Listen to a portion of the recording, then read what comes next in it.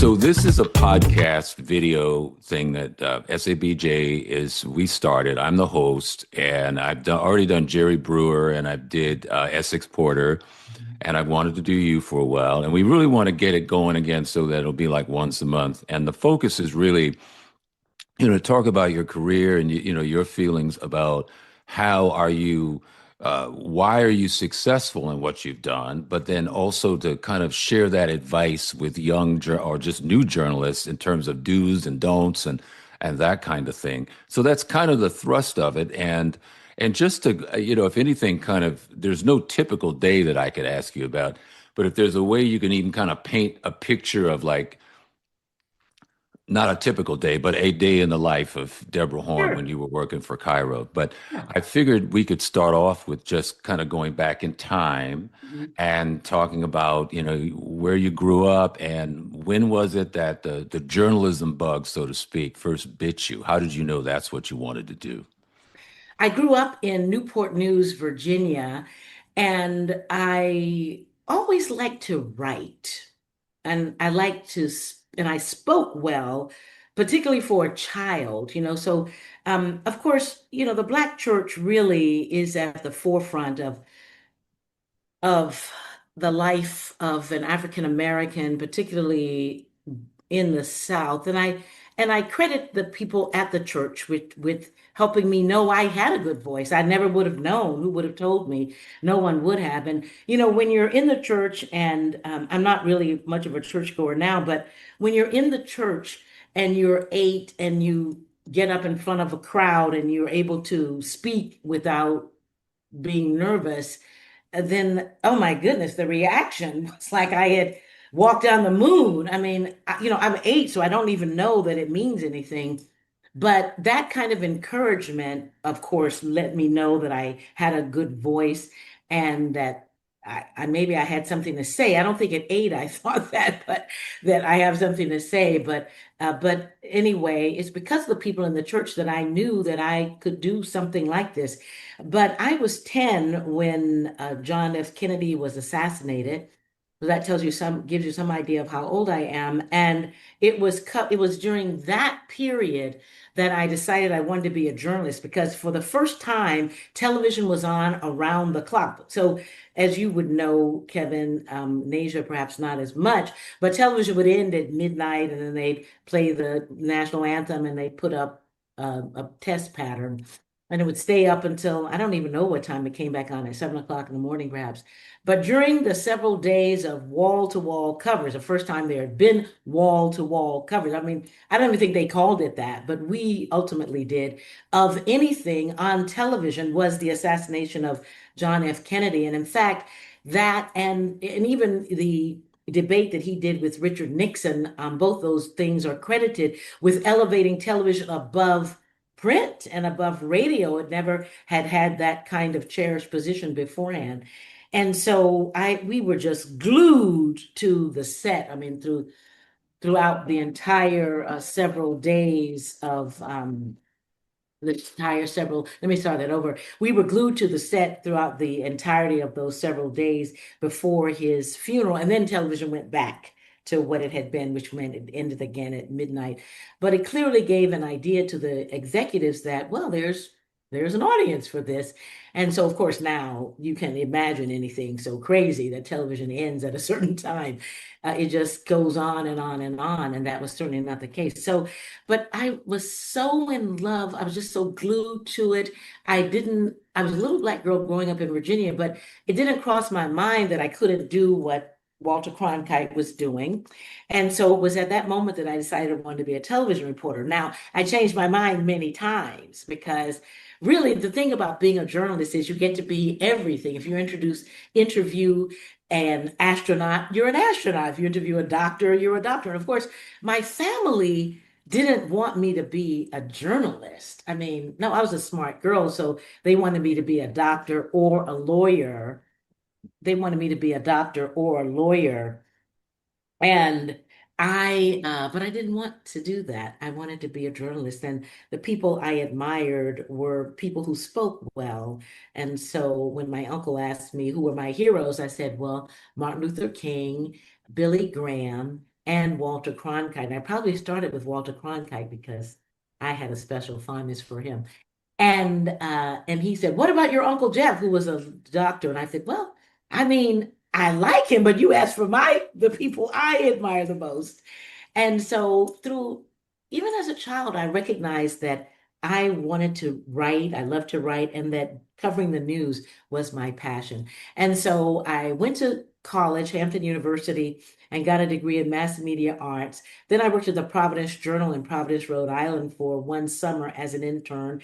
And I thought, maybe I want to do print then because I felt like I didn't have to worry about how I looked. I could just be concerned with and how I sounded. I could just be concerned with the words, and I love the words. So then I went to graduate school at The Ohio State University, and my concentration then was print. And then I went to work for the Providence Journal for 4.5 years. But at some point during that time, I began to believe that I wasn't getting to use talents that I felt I had. And so that's when I began to pursue a job in television. And so in 1981, I got a job in Providence, Rhode Island at WPRI TV. Wow. Okay, so you answered about five questions I had. This is what's so great about talking to other media people. And so what I guess you mentioned your family and what the reaction was from your family. Did your friends have any feelings about your career choice? Did they say, "Hey, that's so cool," or was it like, "Yeah, I don't know about the news business"? And I say that because nowadays there's so much skepticism, I guess, or doubt around media. But back then it seemed like, Walter Cronkite was the trusted voice. I mean, you believed 100% of what he was saying. So I'm just wondering about, how you kept motivated to pursue that career even at that young age.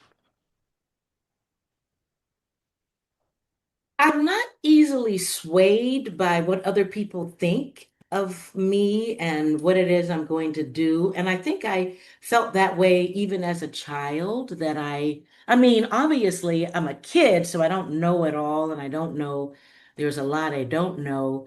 But I, I mean, well, when I was in college, of course, I'm with lots of people who want to be broadcasters. Certainly, the news was not regarded with the skepticism that it is today, though I must say that if you look back at the history of the news business, journalism was more highly regarded. Remember, we were coming off of Watergate, and so journalists and their ability to dig up the dirt and find out the bad things that were happening, that was highly prized. And so, but you think back to journalism 100 years ago when they were on the streets hawking the papers and trying to outdo each other to sell the papers. We have very short memories about what has happened over the history in this country and really just certainly in the world and even specifically in this country. And so these things wax and wane. In some ways, there are more places, certainly in every way, there are more places to be a journalist than there ever have been before. And yet, because of that fragmentation, it means that the older media have had a harder time catching up to figure out what their role is in all of this. And yet, there was no such thing as YouTube when I started. It wasn't even anything until what, 10, 15 years ago. And I used to ask my coworkers who were editors, why didn't you think of YouTube? Why didn't you come up with that idea? And they didn't because they knew too much. They knew there were rules. You have to get licenses for things and all of that. But the people who started it just wanted a place to put their videos, you know? But professionals who were doing it every day saw so many obstacles that they never would have thought to do it. And so that's always an important thing to remember that these things are out there for somebody to do, and somebody eventually does it. So, Well, I know Nasia is a young. I shouldn't say young because I don't even know how old you are, well, she's younger but than we are. How she's about younger that? than we are, and so she had a question about just tips and advice that you could give to someone like her that's just maybe starting her career. Yes, my first question would be, what would be your advice to an aspiring journalist who's trying to break into the industry? Well, I guess it depends on what aspect of the industry you're talking about. So, what are you talking about? I would say broadcast journalism specifically to your career. Mhm. Well, I would say that, and this is harder to do now, but if you could be an intern at a television station, that would be the best.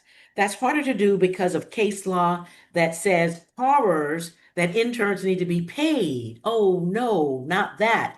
When I was an intern at the newspaper, I was paid, but in television, they always regarded it like they were doing you a great favor, giving you the lofty opportunity to be on to work with people in TV. But that meant that people, only those who had money or had the means, could be interns. But now that they require them to pay, and it wasn't because of broadcasting that they did that, it was because of Hollywood. The Hollywood studios would also abuse interns, not pay them because, well, don't you want to be in the movie business? So look at this great opportunity we're getting. Well, there was somebody who didn't think it was so great an opportunity and they needed money.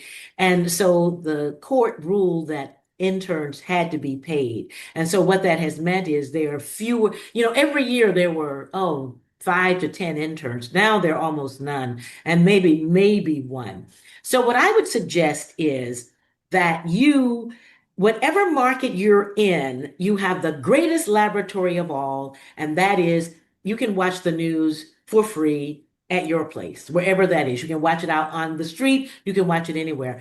And if there's someone in particular you like, someone whose work you like, whom you think of, wow, I really like the way they sound, or just somebody you're a fan of, I say reach out to them and ask them if they can't make you an intern, but at the very least, the more people you meet in the business, you already have a contact. So you try to meet them. Most people love to talk about what they do for a living. That's how I got my first job anyway. I didn't apply for a job in television because I didn't know I was a newspaper reporter. I didn't know who I didn't know anything. And so I was at a conference, and this was when Jimmy Carter was president, and this shows you how long ago it was. But it was a time when women were entering the workplace in big numbers, but we still didn't know what to do, how to get into the job, how to lobby for a raise. There was so much we did not know how to do. And so I went to a conference in Boston. There were regional conferences through the administration to help women learn about entering the workplace and what to do once there. And I met a woman who said that I can tell you how you will get a job. And I think this applies today, by the way. She said you do informational interviewing. And so now it's a common practice, but then it was unheard of. It was 45 years ago. And 46 years ago. And so I did not know that at all. And so she said, just call up a news director or send them a note or letter and say, you're interested in going into television, and I was a journalist already, but I don't know do I have the proper skills to be a television reporter? And she said, the question is when, not if, because you will get a job. And why will you get a job? Because first they're going to tell you they have no jobs, but that's not true. They usually have some job somebody has a job opening, but they're going to tell you they have no job. And it was like they read her script and and that's good because then that way you won't try to force yourself into whatever this position you think you want to have. And then they're relaxed because they're not hiring anybody anyway, so they're just kind of glancing over you. But it's their opportunity to see the kind of person you are, the fact that you would do this without provocation, that you would call them up or write them and ask to see them. Just say you want to talk about the business of television, of television news. And then they get to see the kind of person you are. You're ambitious, you're smart, you're intelligent, you're well spoken, all of those things that you need to be. You're good looking. And believe me, in television, the most important thing is to be good looking, period. Yes, it doesn't mean everybody on TV is really good looking, but they are pretty bloody good looking. So, and look the best you can look. You can't look like somebody else. But at some point, if they say, which they will, we don't have a job, and they may genuinely not have a job. Let's say that they genuinely don't, but they know people in television because they're in television. And so then you ask for, can you suggest somebody else I should speak to? And in my case, I went to two television stations. There were three. I didn't want to stay in Rhode Island, but it was still the best advice I could have ever gotten. And I went to one, and one guy didn't like me, wasn't interested in me. No problem. I didn't know anyway. I couldn't tell. And I sent out 150 letters, which is not a good way to get a television job, but I didn't know that. So I just sent them out. And then I did get a few little pickings, and I went to Hartford to do an interview, and he definitely was not impressed at all. And that really hurt me a little bit. I had Oh, I'm to sorry. try to gird my loins to get home because I was like, he just said, "Well, I hope you have a good career because it won't be in television." And but I had been a newspaper reporter. I had been with television reporters. They didn't look like they walked on water to me. They just looked like regular people. What he really was saying is, you're not drop dead gorgeous. So, good luck, you average looking rascal, you. But that's not what he said, but that is essentially what he meant. And in my view, so I picked myself up and I said, I don't believe him. I think I can't get a job in television. I wasn't so blown away by the people I met. And then the station where I ended up getting a job, I talked to him in November. Of course, he said he had no job. It turns out he did have a job, and it was 1981, and he was looking for someone black. They had sort of held a spot because they needed to diversify as opposed to what they're talking about now. And they say that now because there are so many people of color on the air. So so in February, he called me back, or maybe it was in January, and asked if I wanted to try out for a job. And listen, I knew nothing. I was just, I knew absolutely nothing.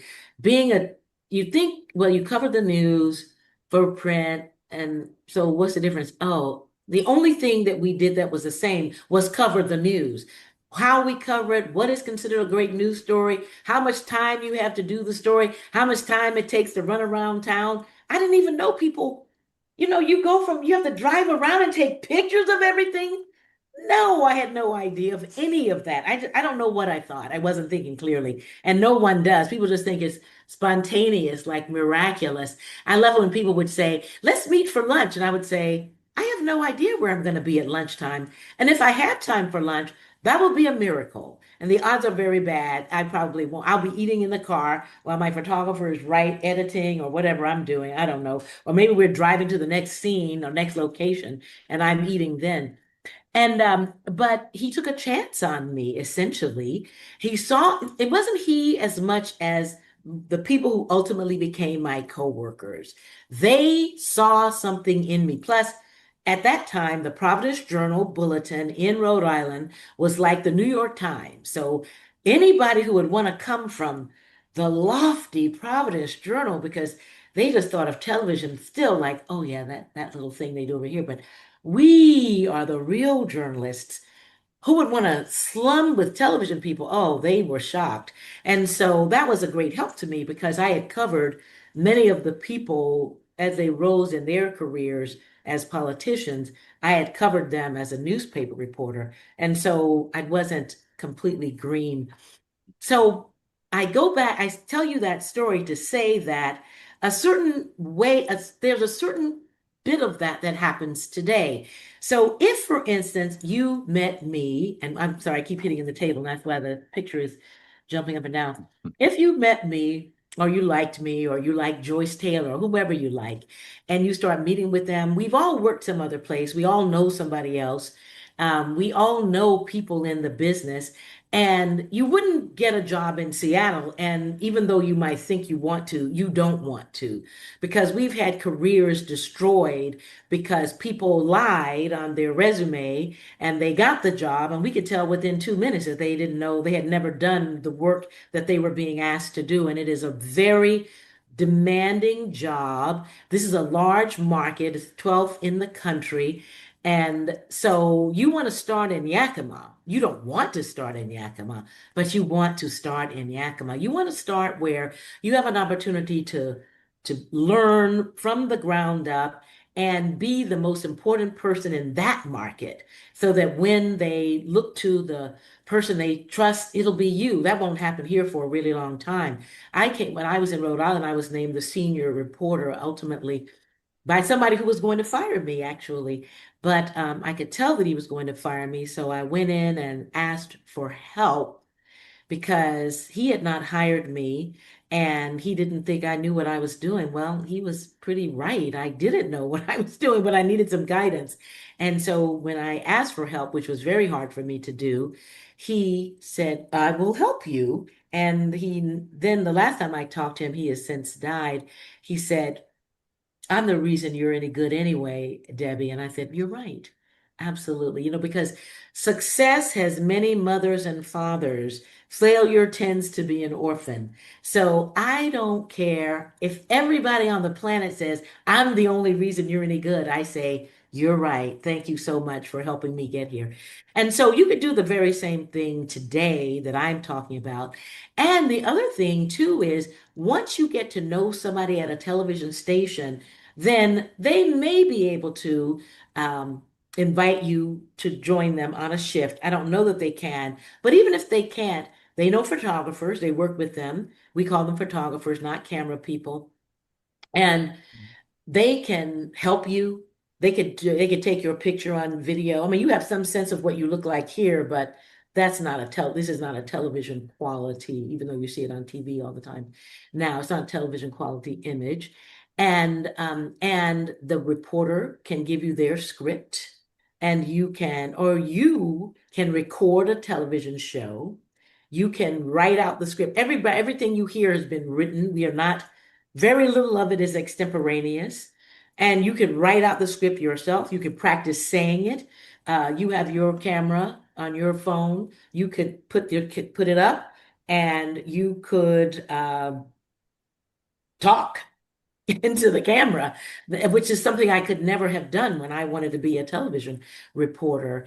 But it was through that conference that I went to in Boston that I met somebody whose husband was a photographer at what became a competing station. He is the first person to take my picture with a television camera, and I was horrified. And I did agree with that guy in Hartford that, yeah, you're pretty hideous. I'm sorry. But I had never seen myself.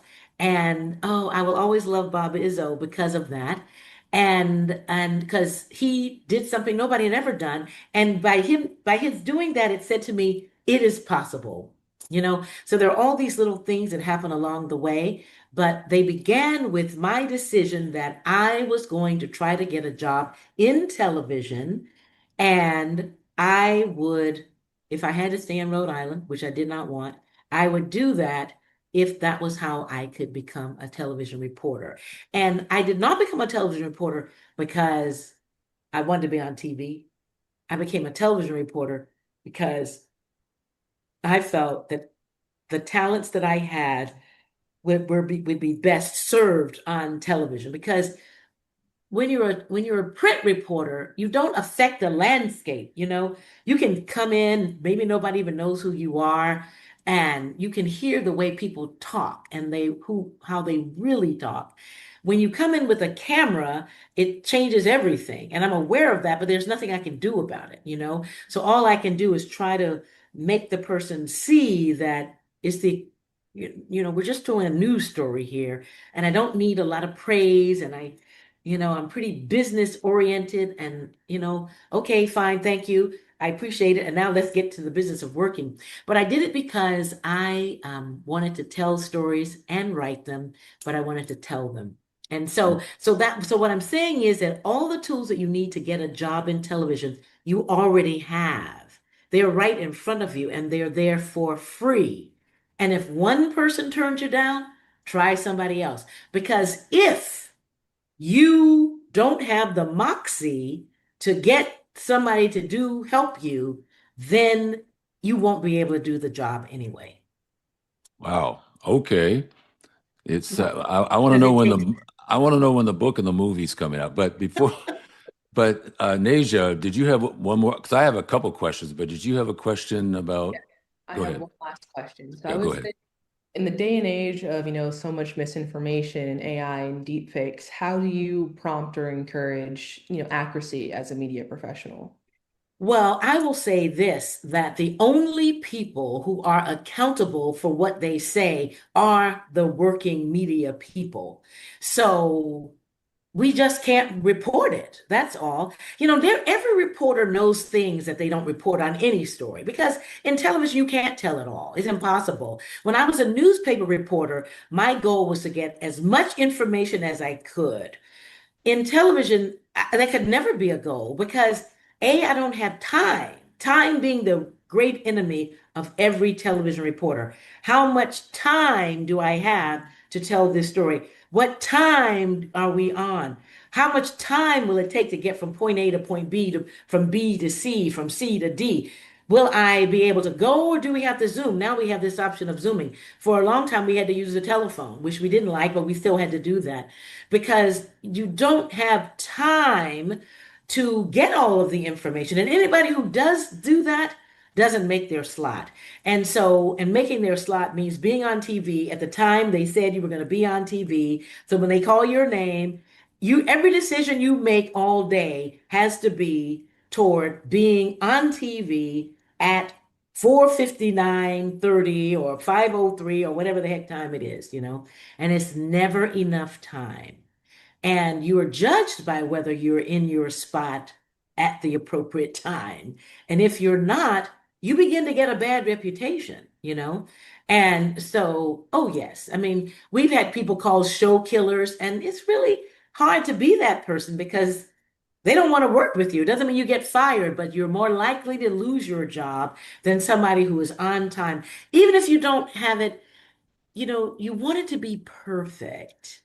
And I always said that I was going to do a perfect story and then I was going to drop dead because there is no such thing as a perfect story. You almost always, well, we're imperfect. And so the story is necessarily imperfect too. So that is how we do it. We work for somebody who says, no, we're not reporting that. If there is a question about something, can we go with this information? Can we go with this story? With this info? No, we can't because we don't have enough people confirming it. And so we'll know it, but we won't tell it. And so the greater burden is actually on the consumer. How do you know? That's the question. And because I'm not swayed by the facts that haven't been verified, I'm not swayed by them because if I'm covering the story, I know whether those are true or not. And you don't report what you can't verify. And so it's a high bar and you're under the gun, you're under pressure. I will tell you that I do believe that AI is going to cause a lot of misery for a lot of people in broadcasting and perhaps in print as well. I don't know print as well anymore. And so I know that Cairo, for instance, where I worked, because every decision is being made on the fly, under the gun, under the pressure of getting on. A producer saw a picture, or somebody saw a picture during the flooding and the caving in of the dirt of the hillside above Highway 2. And they said, have we run this? And I'm just making this up. I wasn't there, but I know I've been in those situations before where they say, is this new? And somebody says, I don't know. I don't know. I've never seen it before. And they say, has anyone seen this before? And it's like, 10 of noon or something. And you're trying to get it on. And then somebody says, no, I think it is new. Let me check and say, no, I feel it's new. And then they run it. And it wasn't new. It was new, but it was fake. Oh, It no. manufactured by AI. And so what I've been given to saying now is that, they say there are two types of cyclists, those who fall and those who will fall. That is what I believe is going to happen to television stations because, as I say, you're not calm. You're not, like this and oh yes, let's see. Oh yeah, that we know that isn't true. Or oh, we do know. No, you're under the gun, you're under pressure, you're trying to beat the competition. You want to beat them, but you want to be accurate. And so you have to, there has to be a process by which that you go through before you run this kind of thing. That is the problem. Well, yeah, and that's a perfect segue into my final question, which is to do what you do, what type of temperament and personality that you have to be able to deal with this? Because I'm just sitting here and my blood pressure went up just listening to that story. Yes. Well, you have to probably be calm if you can be. Every kind of person is a person who works in television. And what happens is over time, you kind of figure out which person you are. So I was a breaking news person. I love new, fresh. Don't give me a story and I got to work on it for 2 weeks. I am not going to do that well. But then there are other people who find that they aren't as good with breaking things and running around. I mean, I loved a crime scene. I don't kill them, I cover them. That's what I had to say to people because they acted like I had murdered the person. No, I didn't, but I'm going to cover this. And so I love that. And so those who have the temperament to handle that kind of pressure, like I said, where they're on you, they're over you, then that person gravitates toward that. And then a person who needs more time, wants to dig more deeply, that person kind of funnels themselves into that kind of role as well, depending on where they're working. And so I think you kind of end up where your temperament is meant to be, or where your temperament fits the best. And for me, and it took time to know this, you don't know it right away. And it's not like I woke up in the morning saying, yippee skippy, I hope the Space Needle falls so I can cover that. No, but if it fell, I wanted to cover it. I'm not going to push it down. I'm not going to make it fall. But if it fell, I wanted to be there to cover it. And so it's in that way that I think, and then some people want to be anchors. And they don't want to be in the field. Bathroom is none at all. They can eat breakfast or dinner or lunch at their desks, or they can go out to dinner, which they often do. I could not do that. I was in the field, but I was meant to be in the field. I'm an outdoor girl. I felt the best out in the field. I anchored, but I felt like I felt uncomfortable. My goal was a very simple goal. I wanted to be the best television reporter, period. That is what I wanted to be. And that meant being in the field, covering the stories, being screamed at, called names. You also gain a thick skin with time. I wasn't as thick-skinned as I grew to be. And so I needed to be in the field, covering the news, enduring the slings and the arrows, and getting that story on TV and telling everybody what it was I knew. Oh, I will always miss that.